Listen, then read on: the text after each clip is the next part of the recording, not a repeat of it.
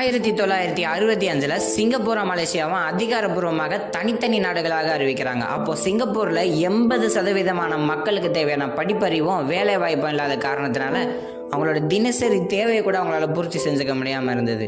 அப்புறம் 70% மக்கள் வீடு இல்லாமையும் குடிசையிலும் தான் வாழ்ந்துட்டு வந்தாங்க. மற்ற நாடுகள்கிட்ட இருக்கிற மாதிரி சிங்கப்பூர்ல பெருசா இயற்கை சூழலும் கிடையாது.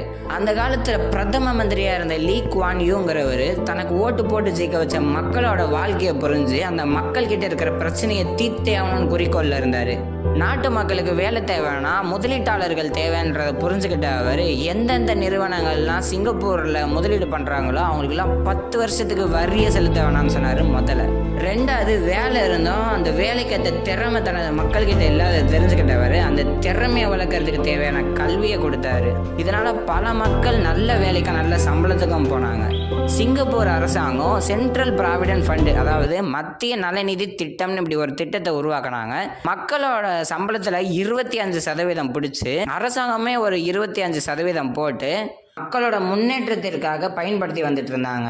மூணாவது, மக்கள் தங்கறதுக்கு வீடு இல்லாத காரணத்தினால அரசாங்கமே வீடு கட்டி தந்து அது மக்களால வாங்க முடியற அளவுக்கு வித்தாங்க.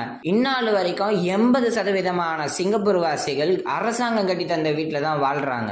சிங்கப்பூர்ல வேலை வாய்ப்பும் வேலைக்கு போற மக்களோட எண்ணிக்கை அதிகரிச்சனாலையும் அந்த நலநிதி திட்டத்துக்கு நிறைய பணம் வந்து சேர்ந்தது.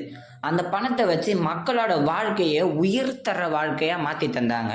ஒரு நாட்டு பிரதமர் தனது மக்களை நினைச்சு எழுதியிருக்காருன்னா அவர் எந்த அளவுக்கு தனது நாட்டு மக்களை நேசிச்சிருப்பார்ல.